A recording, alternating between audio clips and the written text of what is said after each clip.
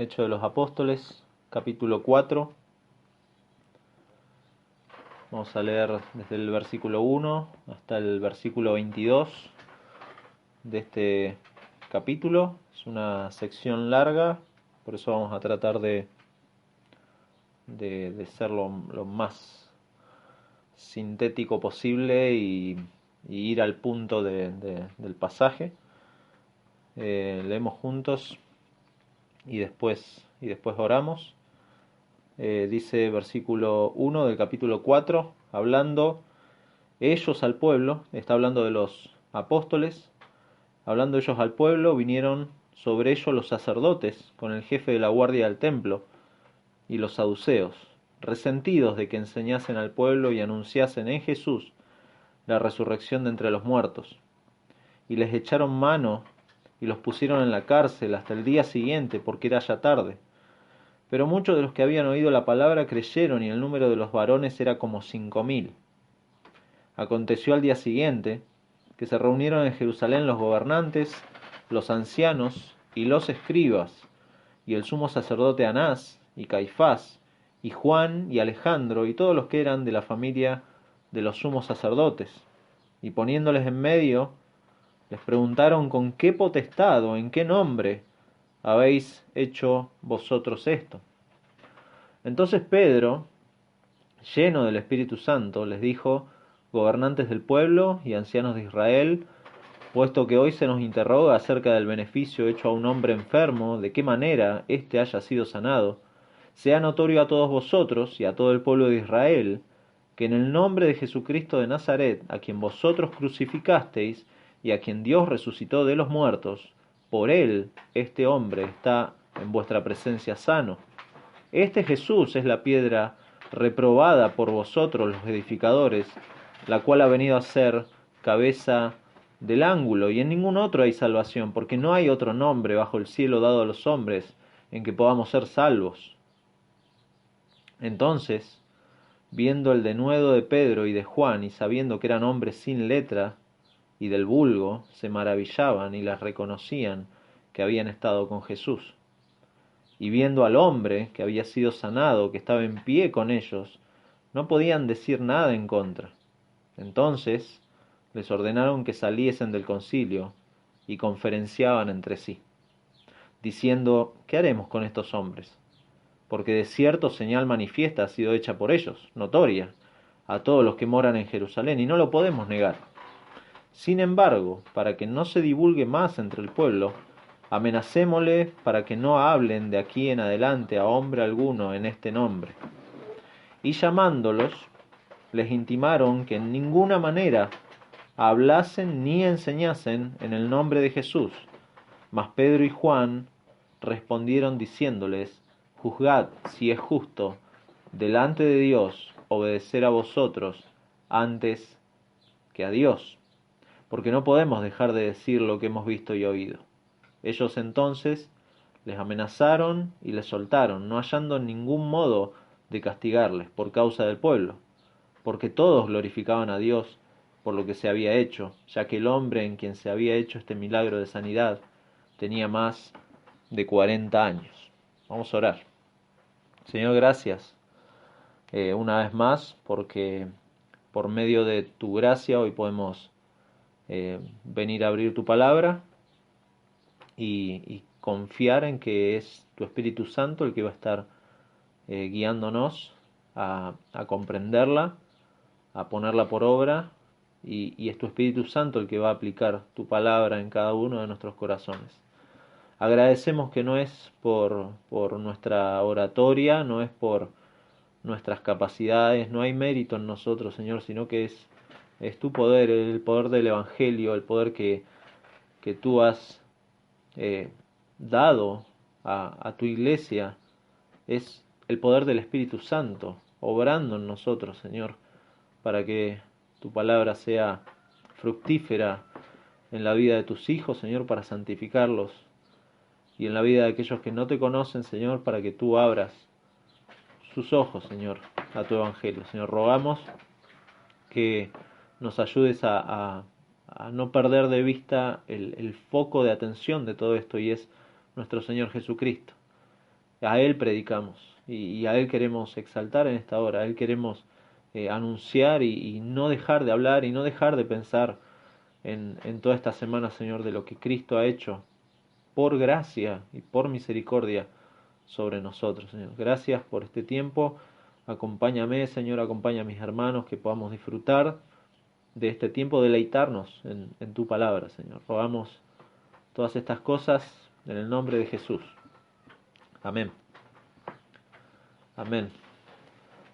Yo no sé si muchos saben, pero ayer, creo que la mayoría lo sabe, ayer se celebró eh, en algunos lugares Halloween, pero por lo general los cristianos celebraron el Día de la Reforma Protestante, un recordatorio del 31 de octubre de 1517, fecha en que un monje agustino alemán de nombre Martín Lutero clavó sus tesis en la puerta de la catedral del Palacio de Wittenberg, una forma de iniciar un debate acerca de diferentes enseñanzas que había en el catolicismo que diferían de lo bíblico.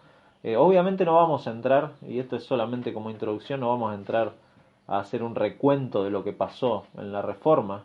Hay mucho material sobre eso, pero sí tenemos que reconocer que a lo largo de la historia del cristianismo el Señor ha usado a personas, ha usado a sus hijos para volver a las enseñanzas apostólicas, para sacar a la luz el consejo de Dios, para poner en alto las escrituras, el Evangelio, la obra de Cristo, la gracia de Dios, que hoy hablábamos, el carácter de Dios, para guiar a la iglesia a fin de que cumpla su rol de columna y baluarte de la verdad, una verdad obviamente centrada en la persona de Cristo, a quien predicamos.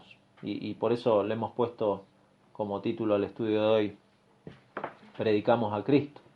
Pablo le decía a la iglesia de Corinto, en 1 Corintios 1, 22 al 24, porque los judíos piden señales y los griegos buscan sabiduría, pero nosotros predicamos a Cristo crucificado, para los judíos ciertamente tropezadero y para los gentiles locura, mas para los llamados, así judíos como griegos, Cristo, poder de Dios y sabiduría de Dios. Y luego en su segunda carta a los Corintios, a la misma iglesia, les dice, por lo cual, teniendo nosotros este ministerio según la misericordia que hemos recibido, no desmayamos, antes bien renunciamos a lo oculto y vergonzoso, no andando con astucia ni adulterando la palabra de Dios, sino por la manifestación de la verdad, recomendándonos a toda conciencia humana delante de Dios. Pero si nuestro evangelio está aún encubierto, entre los que se pierden está encubierto, en los cuales el Dios de este siglo cegó el entendimiento de los incrédulos, para que no les resplandezca la luz del Evangelio de la gloria de Cristo, el cual es la imagen de Dios.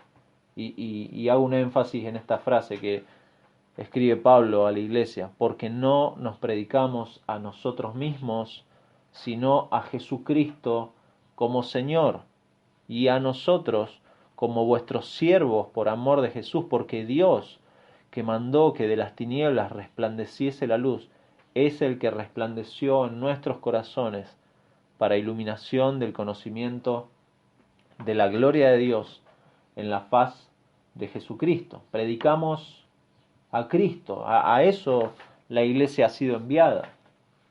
Por eso hemos sido redimidos, por eso ahora somos siervos de Jesucristo, aquellos que creemos y confiamos en su obra. Cristo no es un agregado dominical para el cristiano, no es un amuleto, no es un escape, no es algo de lo que me acuerdo cuando las cosas no van bien. Cristo es el centro de todo lo que vive el cristiano, es su Señor y es su vida y es su predicación fundamental. Cristo es el centro de todo lo que vivimos. Muchos sistemas religiosos pueden aceptar a Jesús como un Dios más o como un gran maestro, pero están en el error. Y el error siempre tiene cabida para ciertas verdades. No le afecta, Al error no le afecta que le agregues algo de verdad. En cambio, la verdad no tiene cabida para el error. No hay grises. No hay grises, porque sabe que darle lugar al error es desviarse definitivamente de la verdad. Por eso predicamos a Cristo, porque es la verdad, porque es nuestra vida. Hemos visto ya en Hechos, en los primeros capítulos que hemos recorrido, cómo el Cristo crucificado, resucitado y glorificado ahora ha enviado a su Espíritu Santo para dar poder, para darles valor, para recordarles las enseñanzas del Evangelio y para proveerles de milagros, para afirmar el mensaje del Evangelio. Para eso eran los milagros, para confirmar la palabra de ellos. Un mensaje que ya hemos visto y que hemos visto cómo en los primeros meses ha cambiado el corazón de miles de judíos. Una primera predicación que tuvo 3000 conversiones, pero no conversiones como las entendemos hoy, eran personas que se comprometieron delante de Dios a seguir a Cristo como su Señor. Corazones de judíos que Dios añadió a la iglesia. Algo que ha llenado de asombro a todo el pueblo y que como ejemplo hemos visto en el capítulo 3 como la sanidad de un lisiado que estaba en la puerta, en la entrada del templo, ha servido de ilustración y ha sido una confirmación de ese evangelio predicado por los apóstoles. Este evento de la sanidad entonces les va a servir ahora a los apóstoles para que pudieran dar testimonio del nombre de Jesús, que como hemos visto a lo largo del Nuevo Testamento y lo vamos a seguir viendo en Hechos, el nombre de Jesús es sinónimo del Evangelio. Es presentar a Cristo, no es presentar una serie de dogmas, no es presentar un listado de doctrinas, no es presentar un sistema religioso, es presentar una persona, es presentar a Cristo. Por eso predicamos a Cristo. Mientras que todo el pueblo está asombrado por el milagro del lisiado, están todos espantados. ¿Por qué? Porque era alguien que desde nacimiento estaba lisiado.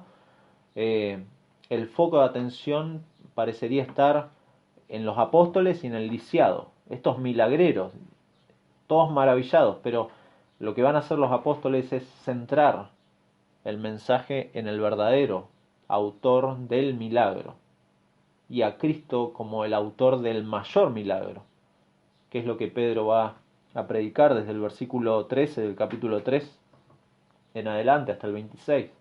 Ese es el contexto en el que estamos recorriendo el pasaje que hoy leímos, 4 del 1 al 22. Y lo vamos a dividir en 4 partes. En primer lugar, vamos a ver el conflicto que se genera y el arresto. En segundo lugar, el mensaje del Evangelio. La primera parte es del 1 al 4. El mensaje del Evangelio es del 5 al 12. En tercer lugar, la confirmación del Evangelio en Pedro, en Juan y en el lisiado, versículos 13 al 17. Y en cuarto lugar, vamos a ver la oportunidad y la obligación de predicar el Evangelio, versículos 18 hasta el final, hasta el 22.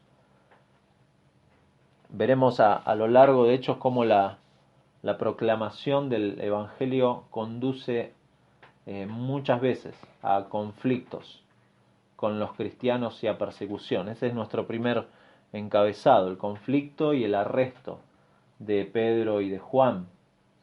Más adelante, ahí en el 5:17, nos dice que entonces, levantándose el sumo sacerdote y todos los que con él estaban, esto es la secta de los saduceos, se llenaron de celos y echaron mano a los apóstoles y lo pusieron en la cárcel pública.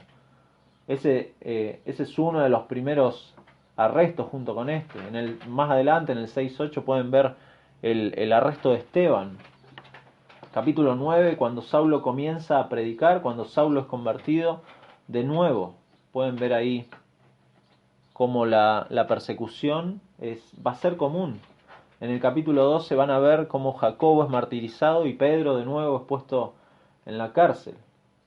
Y después, a partir del capítulo 13, pueden ver en varias veces cómo Pablo ya predicando abiertamente acerca de Jesús, va a ser eh, apresado, va a ser perseguido, va a ser golpeado, va a ser incluso en una parte declarado casi muerto por los golpes de las piedras que le habían tirado. Y así sucesivamente. La predicación fiel del Evangelio, mis hermanos, no es popular, no es popular para nada. No pretendamos que el Evangelio de Jesucristo sea un motivo de aplausos por parte de la gente. No busquemos aprobación de la gente, no busquemos tolerancia. Cristo fue crucificado por llamar al arrepentimiento y a creer en el Evangelio. Entonces no podemos esperar eh, que nosotros seamos diferentes a eso. Los apóstoles fueron perseguidos, fueron apresados, fueron martirizados por causa del Evangelio, y así ha sido el patrón para aquellos que quieren ser fieles al mensaje. Pablo le escribe a Timoteo, a su discípulo Timoteo, en 2 de Timoteo 3, y le dice: pero tú has seguido mi doctrina, has seguido mi conducta, propósito, fe, longanimidad, amor, paciencia, persecuciones, padecimientos, como los que me sobrevinieron en Antioquía, en Iconio, en Listra. Persecuciones que he sufrido, y de todas me ha librado el Señor. Y también, y acá subrayenlo, y también todos los que quieren vivir piadosamente en Cristo Jesús padecerán persecución. Todos los que quieren vivir piadosamente en Cristo Jesús padecerán persecución. Es, es una condición lógica. Nuestro Maestro, nuestro Señor fue crucificado, no podemos esperar otra cosa para nuestras vidas. Pedro está predicándole al pueblo, posiblemente Juan ahí se haya sumado al discurso, por eso usa un pronombre personal en plural, hablando ellos al pueblo, y en ese momento llegan los sacerdotes, el jefe de la guardia del templo, era como el capitán, el segundo al mando de los sacerdotes, y un grupo de saduceos. Son los funcionarios responsables del templo y de las zonas ahí aledañas, quienes guardaban la seguridad del lugar, más en estas situaciones que vemos de multitudes, de alboroto. Estos aparecen literalmente con hostilidad, con enojo. Literalmente se lanzaron. Cuando dice vinieron sobre ellos se lanzaron para interrumpir todo esto.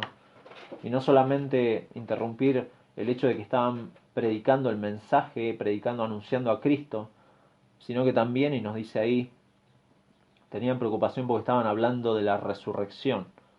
Y es un tema complicado que generaba divisiones entre fariseos y saduceos. Los saduceos rechazaban la doctrina de la resurrección y decían que era un invento de los fariseos. Entonces, estar hablando abiertamente de un tema tan polémico en medio de las multitudes, a las puertas del templo, era algo que obviamente, como dice el versículo 2, les generaba resentimiento, los resentía, un conflicto desde dos puntos: hablar de Jesucristo y hablar de la resurrección, en particular de un hombre que ellos mismos habían entregado a Pilato para ser crucificado, y encima hablar de la resurrección de este hombre, y no solo eso, sino que hacerlo abiertamente frente a todos.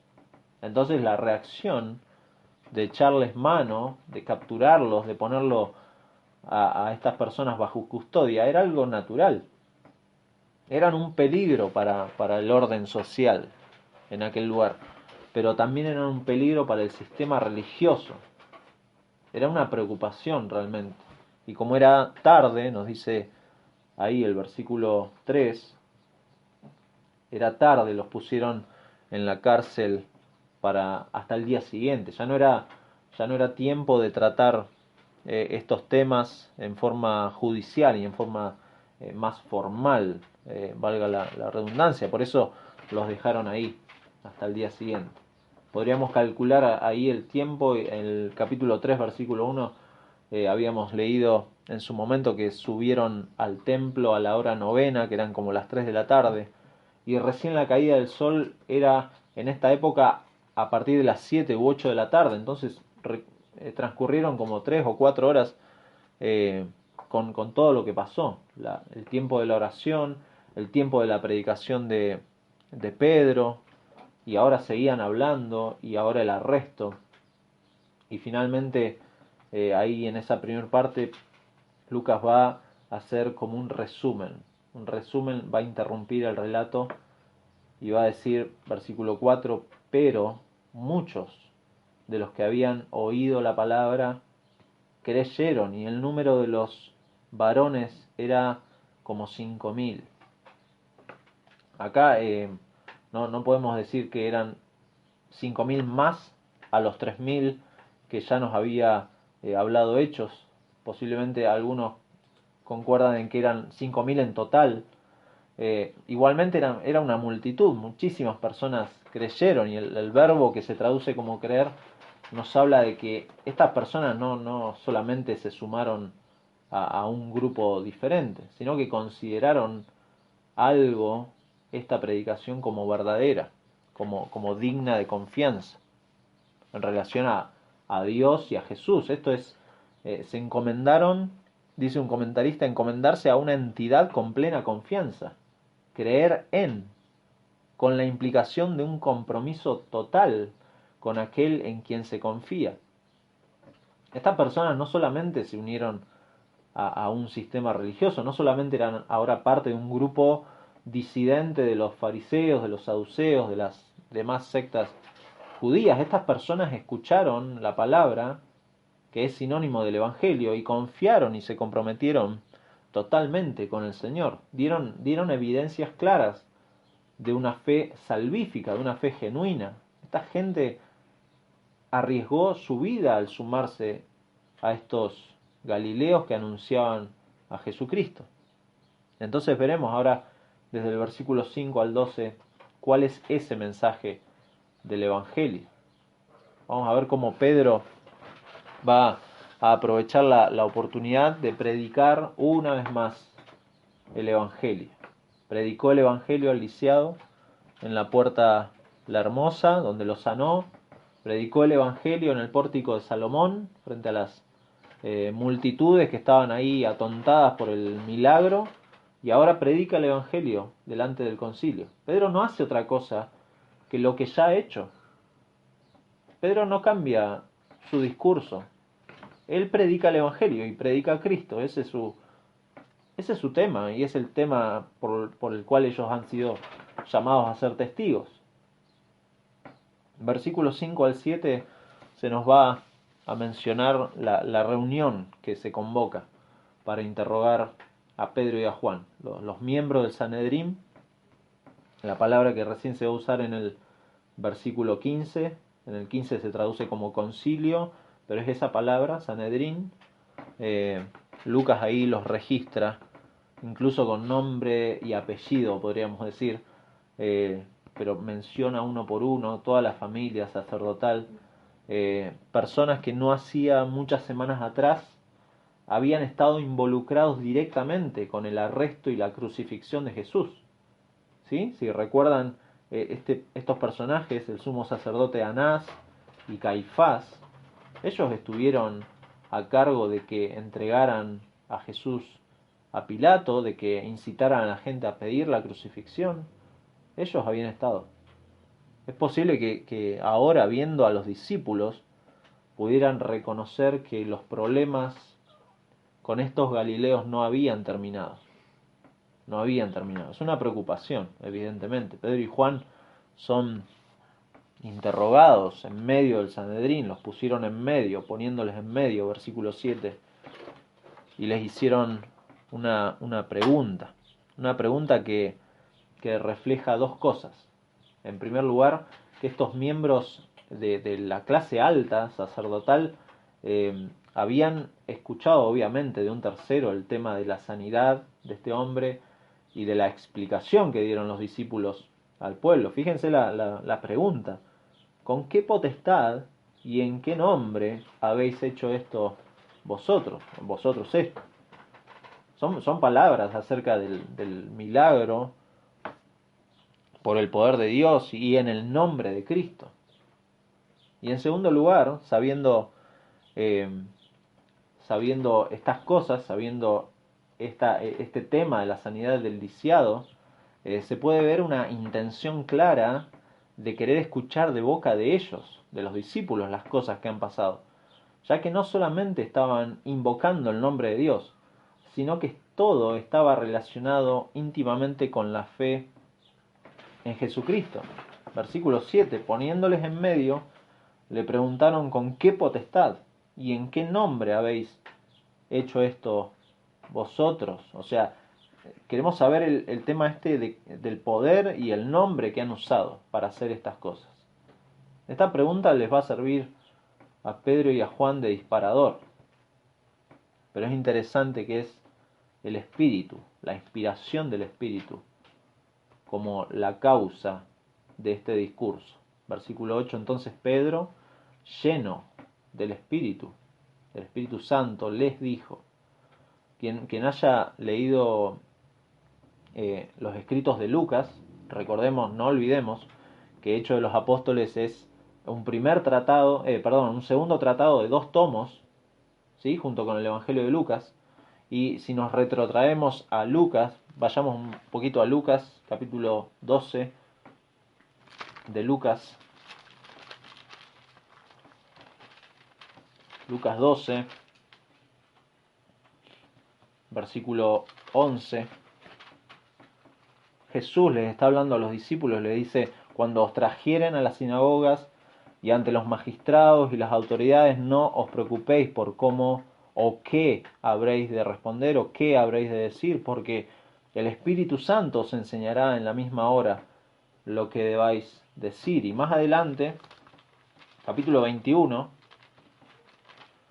versículos 14 y 15, les dice de nuevo Jesús a sus discípulos: proponed en vuestros corazones no pensar antes cómo habéis de responder en vuestra defensa, porque yo os daré palabra y sabiduría, la cual no podrán resistir ni contradecir todos los que se opongan. Es el mismo Lucas en el Evangelio, en el primer tratado, que está hablando de cosas que están sucediendo ahora en Hechos de los Apóstoles, en este segundo tratado. El punto es que bajo la guía del Espíritu estos hombres iban a ser testigos en cada lugar que iban a pisar. El hecho de que nos diga que estaban llenos del Espíritu apunta a mostrar la fuente de sus palabras. Las palabras que Pedro va a decir ahora no son palabras pensadas por Pedro, no son palabras, no es su oratoria, no es su inteligencia. Ahora vamos a ver cómo se sorprenden los religiosos. Es el mismo Espíritu Santo, es Dios, el Espíritu Santo, obrando y llenando a estas personas para hablar de esta forma. Esto es algo que es importante marcar. ¿Por qué? Porque esto no es algo que a nosotros nos va a pasar. Es una promesa a los discípulos, a los apóstoles. Ellos eran quienes iban a ser llenos y iban a hablar. ¿Por qué? Porque no tenían las escrituras. Nosotros tenemos las escrituras, nosotros predicamos a Cristo desde las escrituras. No podemos pretender que podemos entrar en un éxtasis y ser llenos del Espíritu para hablar sin haber pensado antes, sin haber estudiado. Nosotros tenemos las escrituras. Por la gracia de Dios tenemos las escrituras y podemos hacer eso.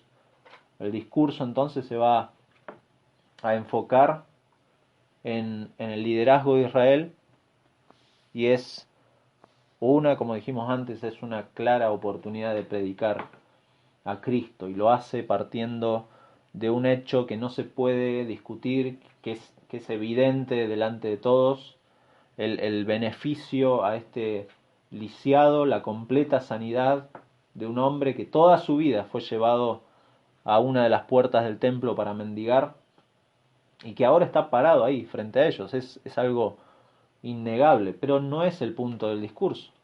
Aunque sí es un disparador, no es el punto del discurso. El interés de Pedro, así como lo hizo en los anteriores discursos, es presentar a Cristo. Y posiblemente sea también un interés en el Sanedrín, no tanto en el milagro, sino saber bajo qué poder o bajo qué nombre estos estaban obrando.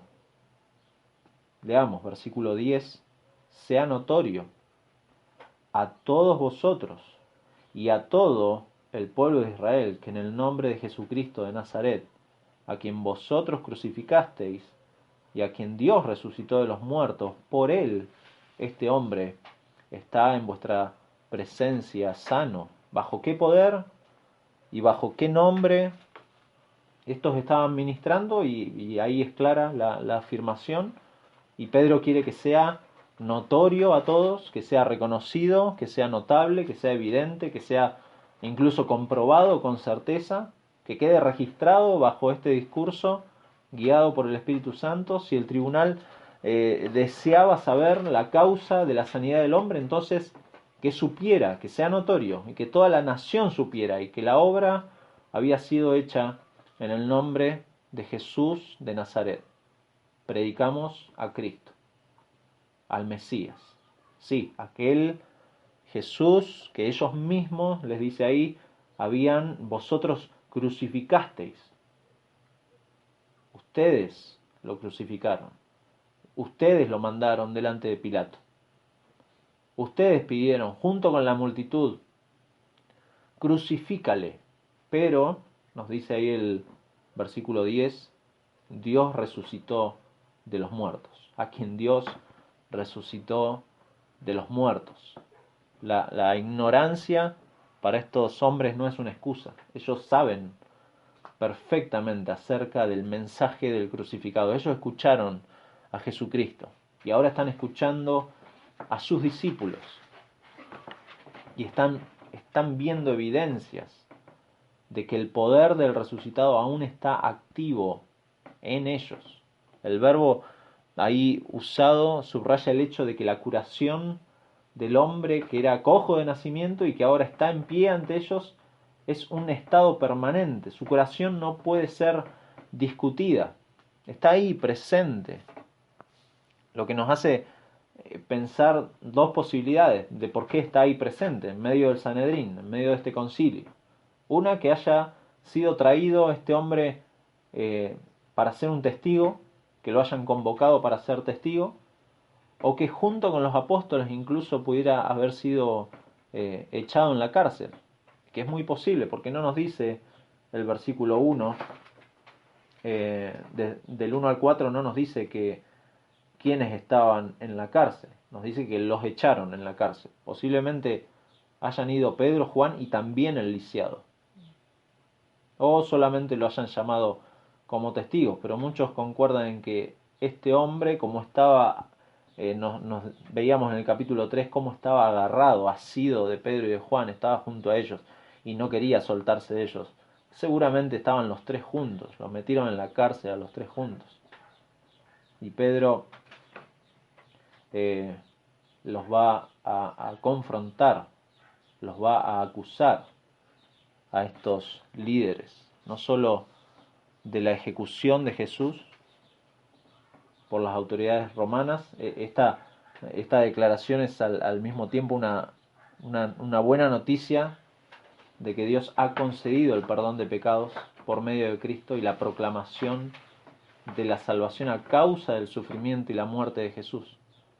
Pedro está anunciando de nuevo el Evangelio, está anunciando al Mesías resucitado, está anunciando al Jesús que ha sido confirmado por Dios, porque fue Dios quien resucitó a Jesús de entre los muertos.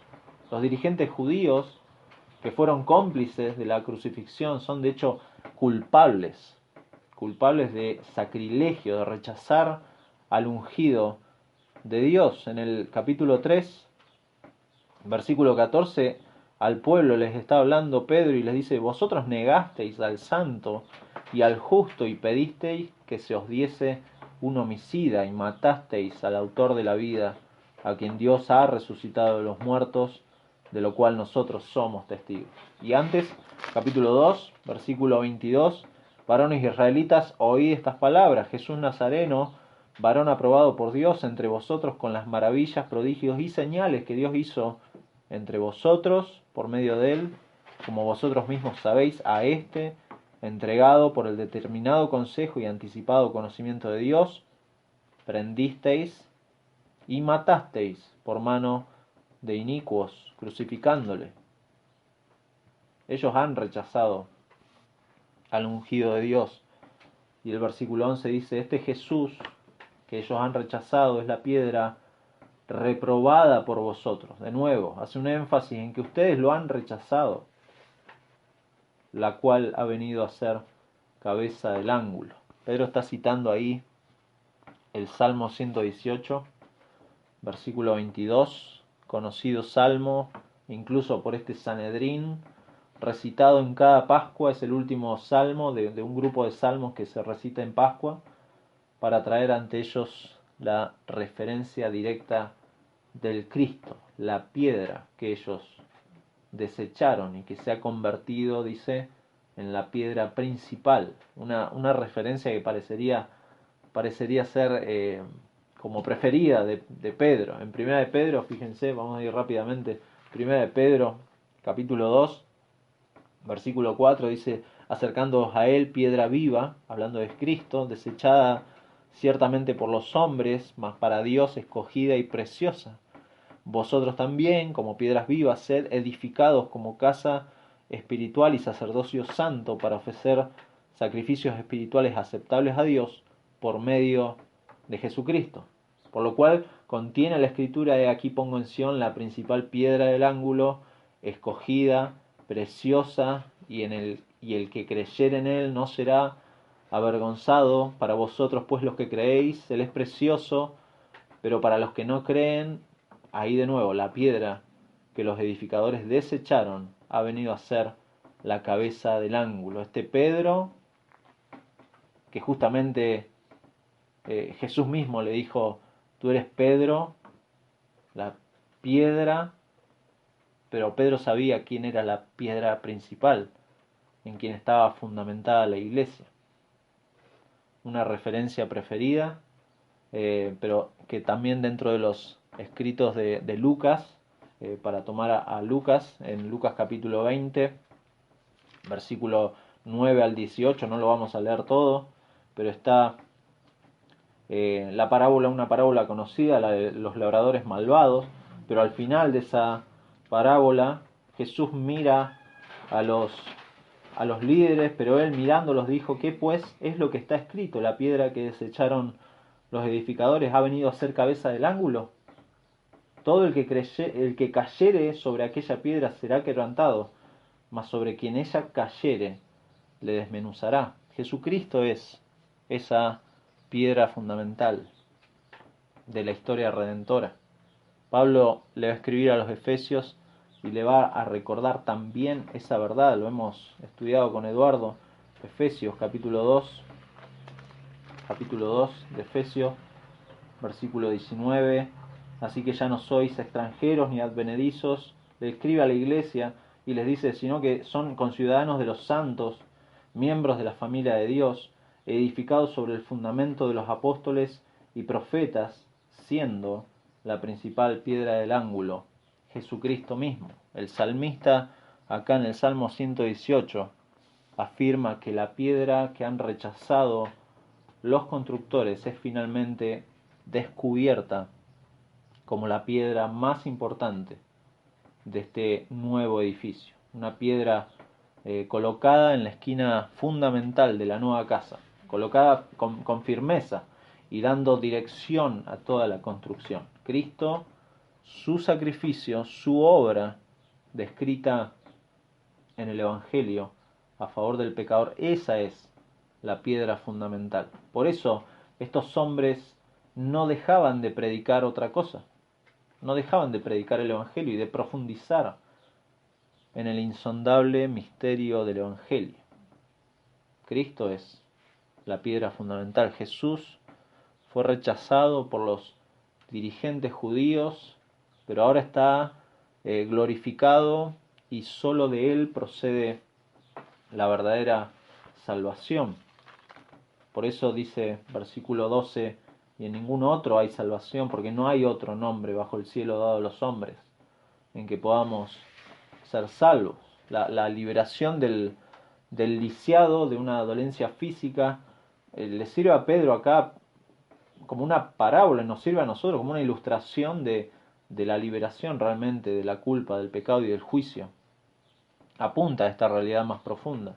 Pedro no se queda con un milagro solamente, con una sanidad. Pedro profundiza mucho más, porque evidentemente toda sanidad, todo milagro que Cristo puede hacer en favor de las personas no tiene comparación.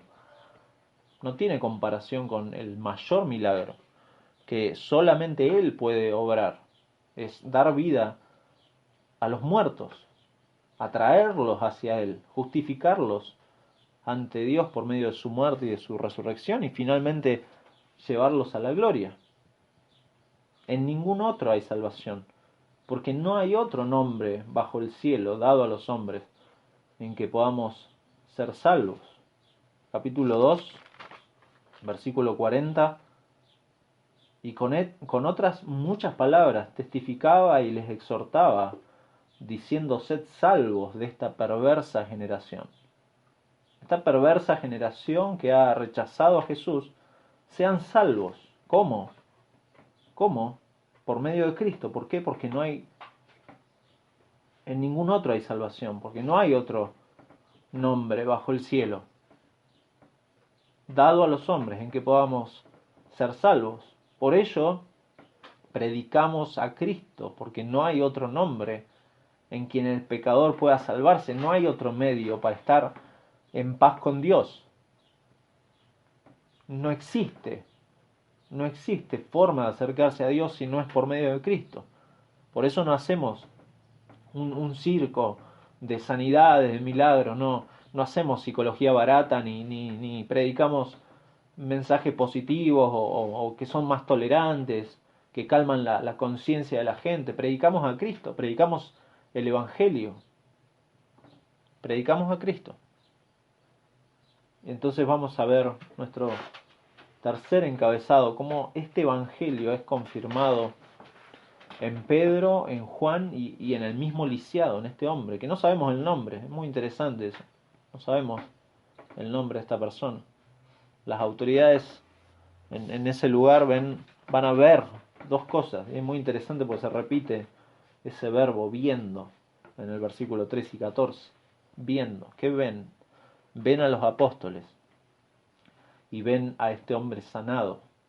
Ven a estos galileos que con denuedo, con audacia. El denuedo no habla de inteligencia o buena oratoria, habla de audacia, habla de un coraje. Es un término que implica que la persona se está poniendo en peligro por las cosas que va a hacer. Y a ellos les sorprende eso. A ellos no les importa su vida. Ellos se están poniendo en riesgo su propia vida y presentan defensa y hablan públicamente de Jesucristo. Ese es el denuedo del que está hablando.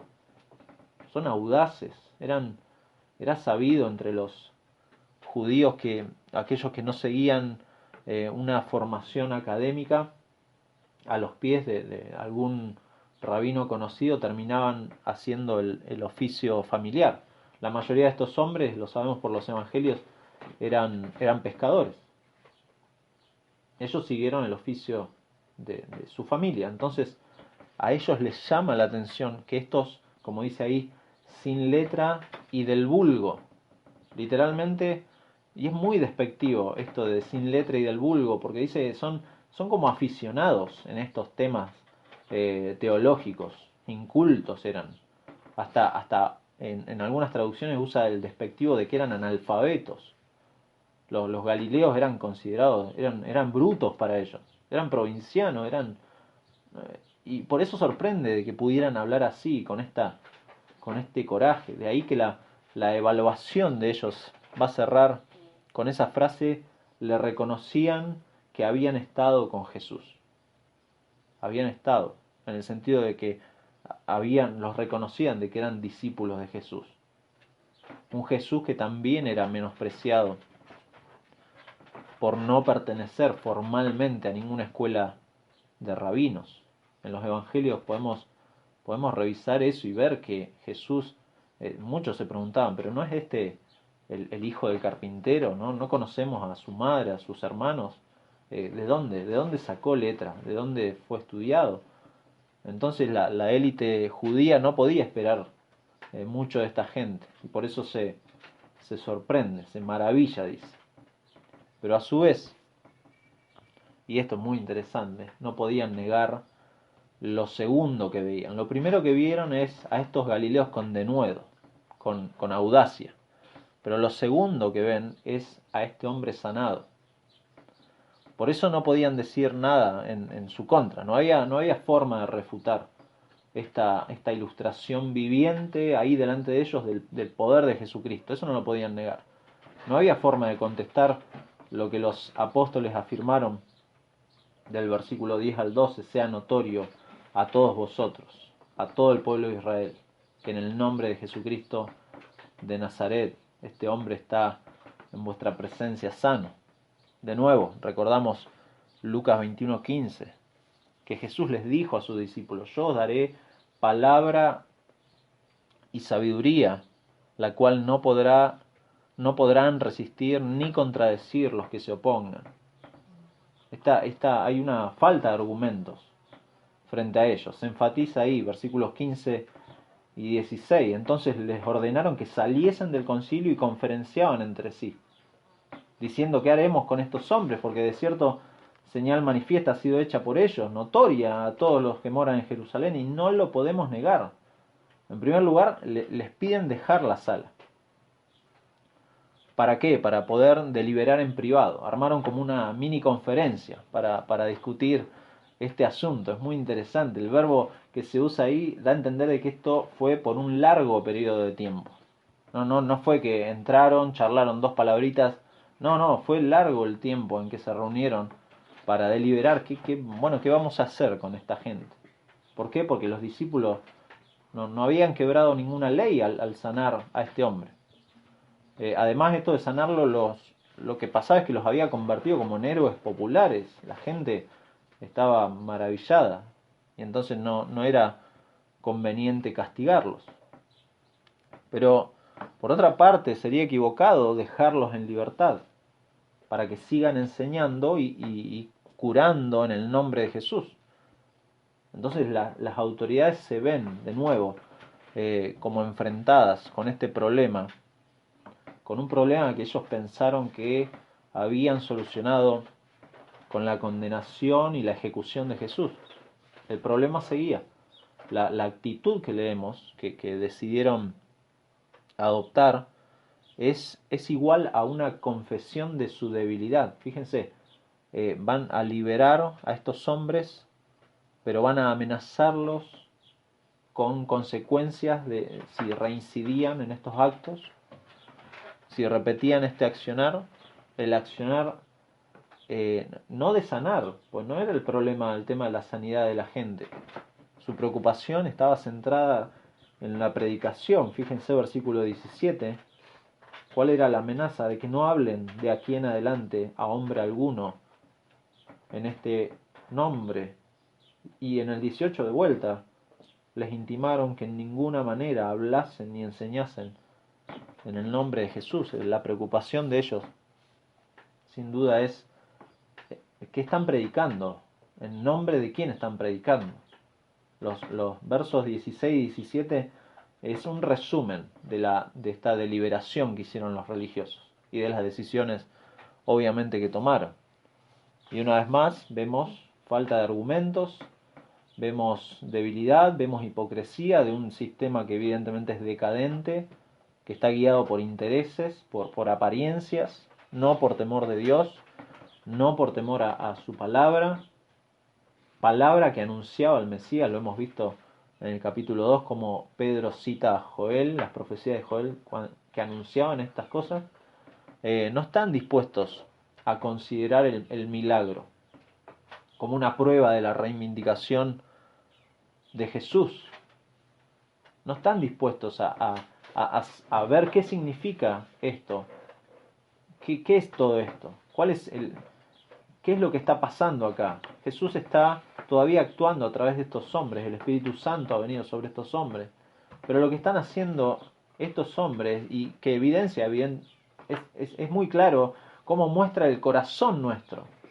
Eso es lo que muestran estos religiosos. Vemos cómo la corrupción del corazón humano, la rebelión frente a las evidencias, muestra cuán profundo es el efecto del pecado en nosotros y la gravedad, nuestra condición irreversible y la necesidad de una transformación radical por parte de Dios. Estos hombres negaban lo que era mucho más claro que el agua, negaban a Cristo mismo, lo rechazaban una vez más.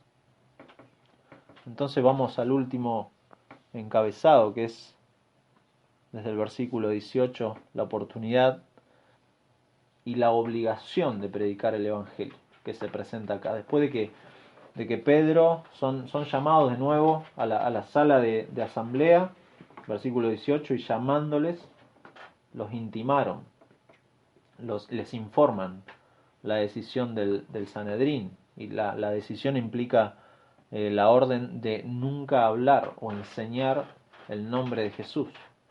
Y es una prohibición que tiene un doble sentido. Primero, a Pedro y a Juan nunca se les va a permitir hablar a la gente sobre Jesús bajo ninguna circunstancia. Eso les están pidiendo. Y segundo, la prohibición implica tanto hablar como enseñar. No pueden hacer ninguna de las dos cosas. El Sanedrín prohíbe entonces tanto la proclamación pública sobre Jesús como la explicación regular de lo que significa su resurrección. Jesús y la resurrección deben ser silenciados. Ese es el objetivo de de esta reunión. Sin embargo, sería muy difícil silenciar las evidencias. Ahí tenían a este lisiado, una evidencia de que el poder de Dios todavía obraba en ellos. Y más adelante, capítulo 5, versículo 12, de nuevo las evidencias que hacen innegable estas cosas. Y por la mano de los apóstoles se hacían muchas señales y prodigios en el pueblo y estaban todos unánimes en el pórtico de Salomón. Por la mano de ellos se hacían muchas cosas. De los demás ninguno se atrevía a juntarse con ellos, mas el pueblo los alababa grandemente y los que creían en el Señor aumentaban más, gran número así de hombres como de mujeres, tanto que sacaban a los enfermos a las calles y los ponían en camas y lechos, para que al pasar Pedro a lo menos su sombra cayese sobre alguno de ellos. Y aún de las ciudades vecinas muchos venían a Jerusalén trayendo enfermos y atormentados de espíritus inmundos, y todos eran sanados. Había evidencias muy claras del Evangelio, del poder de Dios por medio de estos apóstoles para confirmar justamente su palabra. No podían dejar de hablar. Versículo 19, Pedro y Juan les van a responder, van a apelar a la conciencia de los religiosos y les piden que hagan una evaluación, un examen crítico, pero a la vez sincero, y les dice: juzgad si es justo delante de Dios obedecer a vosotros antes que a Dios. Si es correcto moralmente y delante de la misma presencia de Dios. Era sin duda un llamado solemne, un llamado genuino, y como principio todo judío tenía y reconocía la afirmación de que en los casos en que hay un conflicto entre la voluntad de Dios y los deseos de los hombres, se debe obedecer a Dios en lugar de los seres humanos. Este principio era conocido tanto en la tradición bíblica y judía como también entre los paganos. Entre los paganos también. Si a un pagano le preguntaran a quién obedecen, a Dios o a los hombres, el pagano también contestaba obviamente a Dios primero. Después en la práctica era otro tema, pero el principio era general para todos. Los apóstoles lo que van a hacer acá es obligar de alguna manera a estos miembros del concilio a desempeñar un papel de jueces sobre ellos mismos, en sus conciencias. Juzgad si es justo delante de Dios. ¿Por qué causa? ¿Por qué causa apelan a la conciencia de los religiosos? Y acá está la razón. Versículo 20. ¿Por qué? Porque no podemos dejar de decir lo que hemos visto y oído. No podemos ir en contra de esto. No podemos. Hay dos cosas en esta frase. Por un lado, hay un rechazo abierto y explícito a lo que el Sanedrín les mandó. ¿Qué les mandó? A no hablar. Entonces, ellos le están diciendo, no podemos dejar de decir lo que hemos visto y oído. No tienen otra opción. Hay una doble negativa. Traducida literalmente es, no podemos no hablar.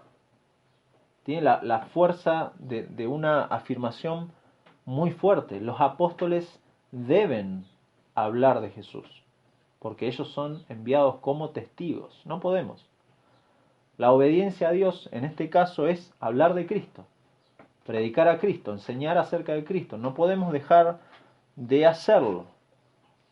No podemos. Por lo tanto, ellos estaban dispuestos a obedecer a Dios. Ellos han visto y han oído al Mesías en su ministerio, han vivido con Jesús y ahora estaban viendo y oyendo el obrar de Dios por medio del Espíritu Santo. Ellos no podían ir en contra de Dios mismo. De ahí que es muy fuerte la frase que al principio ellos le dicen a los religiosos: juzgad si es justo delante de Dios.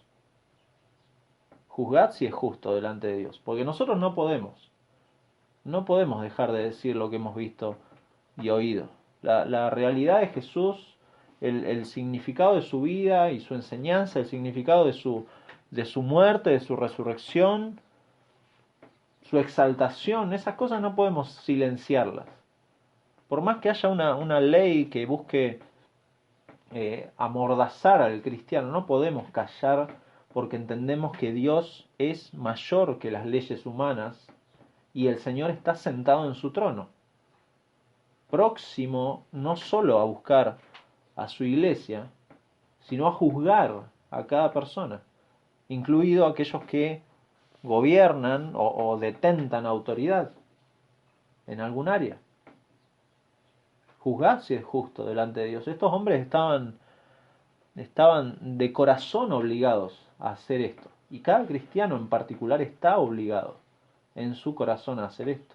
Quien ha oído el Evangelio, quien ha sido regenerado por el Evangelio, quien ha confiado en la obra de Cristo y ahora forma parte de la familia de Dios, está obligado. No porque un pastor o una iglesia o una denominación lo dicte, sino porque está bajo la demanda del Señor mismo.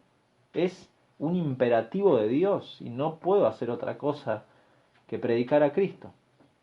Lucas 24, al final de Lucas, capítulo 24, en versículo 46, así está escrito y así fue necesario que el Cristo padeciese y resucitase de los muertos al tercer día y que se predicase en su nombre el arrepentimiento y el perdón. Es necesario que se predique a Cristo.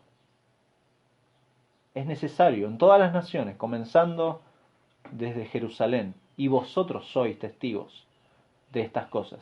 Pero al principio les dice, así fue necesario que el Cristo padeciese. Así es necesario también que el Cristo sea predicado.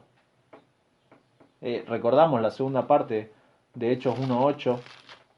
Hechos 1.8, me seréis testigos en Jerusalén, en Judea, en Samaria y hasta lo último de la tierra. Es un imperativo. Pedro, Juan y los demás apóstoles no pueden hacer otra cosa. No pueden hacer otra cosa. Pedro en su primer carta les dice a los hermanos, vosotros sois linaje, a la iglesia, vosotros sois linaje escogido, real sacerdocio, nación santa, pueblo adquirido por Dios. ¿Para qué? Para que anunciéis las virtudes de aquel que os llamó de las tinieblas a su luz admirable. Entonces, si el Señor ha rescatado tu vida y te ha regenerado, no podés hacer otra cosa. El cristiano no tiene otro mensaje que dar. No se puede enredar en otros temas. ¿Por qué? Porque predicamos a Cristo. Ese es nuestro tema. Y una vez más, versículo 21, se muestra esta debilidad del sistema religioso esto de no poder refutar la fe cristiana, los amenazan, los sueltan, no hay cargos legales que pudieran anunciar. La pena, si hubiera existido, hubieran sido azotes o una multa, o incluso el destierro, o incluso hasta la muerte, pero no hay cargo para levantar, no hay argumentos. La causa real de esto, de que no encuentran argumentos, y ahí el versículo 21 lo dice, ahí en la mitad dice por causa del pueblo. Ese es el motivo real. Hay un tema de intereses con el pueblo. Por causa del pueblo, el entusiasmo de la gente es grande. La misma gente ha escuchado el mensaje de los apóstoles, la misma gente le ha dado crédito a Dios acerca del milagro de este hombre. Y por miedo al pueblo, entonces no pudieron condenar a estos hombres. Lucas termina este párrafo considerando la magnitud del milagro, algo que es imposible en una enfermedad congénita de nacimiento, y algo que ha movido a muchos a glorificar a Dios y ha movido a muchos a confiar en Jesucristo, siendo añadidos a la iglesia, como les decía versículos más atrás, añadidos los que serían salvos. El hombre en quien se había hecho este milagro de sanidad tenía más de 40 años, nos dice Lucas. Un historiador judío del siglo XX, Joseph Klausner, fue uno de los candidatos a la presidencia de Israel cuando Israel volvió a ser Estado en 1948, escribió sobre este evento de hechos. Dijo: este fue el primer error que cometieron los dirigentes judíos en relación con la nueva secta, y este error fue fatal. Probablemente no había ninguna necesidad de arrestar a los nazarenos, llamando así la atención sobre ellos y convirtiéndolos en mártires. Pero una vez arrestados, no debieron dejarlos en libertad tan pronto. El arresto y la liberación aumentaron el número de creyentes, porque esos hechos mostraron, por un lado, que la nueva secta aparecía como un poder al cual las autoridades temían lo suficiente para perseguirla, y por otro lado, que no había peligro en ser discípulo de Jesús, siendo Él, Jesús mismo, por supuesto, quien los salvó de mano de sus perseguidores. Predicamos a Cristo como lo hicieron estos hombres. Predicamos a Cristo porque, y aquí las razones muy breves, porque tenemos la autoridad para proclamar el Evangelio. Cristo es nuestra autoridad, quien nos ha enviado, quien es el Señor de todo y es la autoridad final sobre nuestras vidas y sobre cualquier autoridad terrenal. Por eso predicamos a Cristo. Él nos habilita, Él nos mueve, Él nos constriñe con su amor y nos ha hecho ministros de reconciliación, embajadores en su nombre, como le dice Pablo a los Corintios en 2 Corintios 5. En segundo lugar, tenemos la obligación de proclamar el Evangelio. Es un deber, lo hemos visto a lo largo del estudio y no necesita mucha más aclaración. Pablo le escribió a los Corintios, 1 Corintios 9:16, pues si anuncio el Evangelio no tengo por qué gloriarme, porque me es impuesta. Me es impuesta necesidad. Y ay de mí si no anunciar el Evangelio. Esa impuesta necesidad es algo que aprieta. Es algo que nos hace sufrir. Es una tortura. Es una tortura si no lo hago. Y es triste, es muy triste. Y te hago una pregunta, ¿ves a la iglesia? ¿Ves a la iglesia de Cristo sufriendo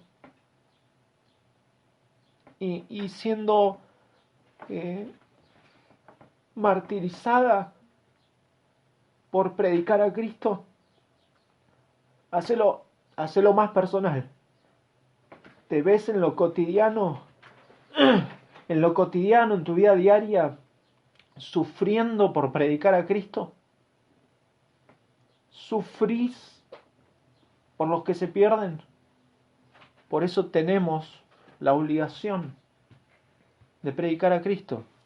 Y por esa causa segunda, en tercer lugar, también tenemos, y esto es algo real, tenemos la posibilidad de tener oposición y de ser perseguidos. Eso no nos debe extrañar. Quizá no seamos arrestados o no seamos martirizados, pero sí vamos a ser rechazados. Sí vamos a ser discriminados. Incluso desde nuestra propia familia podemos ser discriminados, que nos hagan el vacío por causa de Cristo. Bueno, es algo que debemos verlo como posibilidad. Puede pasar y es normal. No es normal, por el contrario, que caigamos bien a todos. No podemos caer bien a todos, en todos lados. Que el mundo nos aprecie, que el mundo nos busque, etcétera. No, el corazón, y esto no lo olvidemos, hermanos, el corazón del hombre caído odia las cosas de Dios y odia a su Hijo Jesucristo. Solo el Espíritu, dando vida al incrédulo, puede cambiar esos afectos para que alguien ame a Dios. Solamente Dios, por medio de su Espíritu. Y finalmente, predicamos a Cristo porque tenemos la oportunidad de seguir siendo testigos. En medio de la oposición no nos queda más remedio, no tenemos otra opción que obedecer a Dios. Quizá el ejemplo más claro y haciendo de nuevo un repaso de la historia de la Reforma, el ejemplo quizá más claro, aparte de los que tenemos en la Biblia, es el caso de Martín Lutero, bajo el juicio en la Dieta de Worms, convocada por el rey Carlos V y enfrentado a los líderes del catolicismo de entonces. A Martín Lutero se le pidió retractarse de sus escritos, de lo que él enseñaba, de lo que él pensaba, a lo que respondió, y cito: a menos que sea, y es una cita conocida, a menos que sea convencido por el testimonio de las Escrituras o por razón clara, pues no confío en el Papa o en concilio, ya que es bien conocido que se han equivocado y se han contradicho a sí mismo con frecuencia. Las Escrituras que he citado me obligan a mantenerme firme en esta posición, pues mi conciencia está cautiva a la palabra de Dios. No puedo y no voy a retractarme de nada, ya que no es seguro ni correcto ir en contra de la conciencia. No puedo hacerlo de ninguna otra manera. Aquí permanezco. Que Dios me ayude. Juzgad si es justo delante de Dios obedecer a vosotros antes que a Dios, porque no podemos dejar de decir lo que hemos visto y oído. Predicamos a Cristo porque tenemos la autoridad para hacerlo. El Señor está en su trono, tenemos la obligación, la necesidad, el imperativo de Cristo de anunciarle. Vamos a tener oposición, pero es algo que nuestro Señor ya nos ha avisado. El Señor ya nos ha avisado de estas cosas. Y hasta que Él vuelva a buscarnos, seguimos siendo testigos, embajadores en nombre de Cristo, llamando a los hombres a reconciliarse con Dios. Reconciliados con Dios. La iglesia no está para otra cosa. La iglesia no está para otra cosa. Otra cosa que desplace esto que es fundamental, predicar a Cristo. Y eso es lo primero que tenemos que hacer, predicar y seguir predicando a Cristo. Vamos a orar. Te damos gracias, Padre, por tu palabra y gracias por haber enviado al Espíritu Santo para dar el coraje y el poder a estos hombres, tus apóstoles, para anunciar el Evangelio en este primer siglo de la historia que estamos leyendo en Hechos. Gracias porque ellos nos dejaron, inspirados por tu Espíritu Santo, tu palabra, para que hoy nosotros la escudriñemos y también la anunciemos y la vivamos, Señor. Gracias porque en tu palabra encontramos todo tu consejo, pero principalmente gracias porque en ella tú nos has hecho ver tu Evangelio, tú has abierto nuestros ojos para hoy poder seguir anunciando a Cristo, Señor. Rogamos que cada día, Padre, obres en nuestro corazón para enfocarnos en Cristo, en su persona, en su obra, en lo que ha hecho. En lo que ha hecho por causa de nuestro pecado, Señor. Que veamos lo profundo de nuestro pecado y la gravedad de violar las leyes delante de tu mismo rostro, Señor. Y es por causa de eso que Cristo ha venido y es por causa de eso que anunciamos el Evangelio, confiando plenamente, Señor, en que es solamente el poder del Espíritu Santo el que puede obrar en los corazones de las personas. Con confianza, con la autoridad que solo tú tienes, Señor, estamos bajo autoridad tuya y en esa confianza, Padre, nos sentimos movidos, obligados, Señor, a anunciar tu Evangelio. No queremos desviarnos, Señor, de otro tema. Rogamos que nos ayudes a todos los demás temas, canalizarlos en función de este precioso Evangelio que anunciamos, Señor. Gracias por las bendiciones que en Cristo podemos tener. Gracias por tu palabra, gracias por sostenernos, gracias por esa gracia inmerecida que has tenido con nosotros al obrar en nuestros corazones, al darnos vida, Señor, y a hoy poder disfrutar y deleitarnos en tu palabra, en la comunión con los hermanos, Señor, y en esta oportunidad que tenemos todavía de seguir predicando tu Evangelio a los que no te conocen, Señor. Guárdanos el resto del día, en esta semana que comienza, danos de nuevo, danos el valor, el coraje, Señor, la audacia de que no nos importe nada, solamente saber de que eres tú el que tiene que ser anunciado, Señor. Rogamos todas estas cosas en el nombre de Jesús. Amén, Señor. Amén.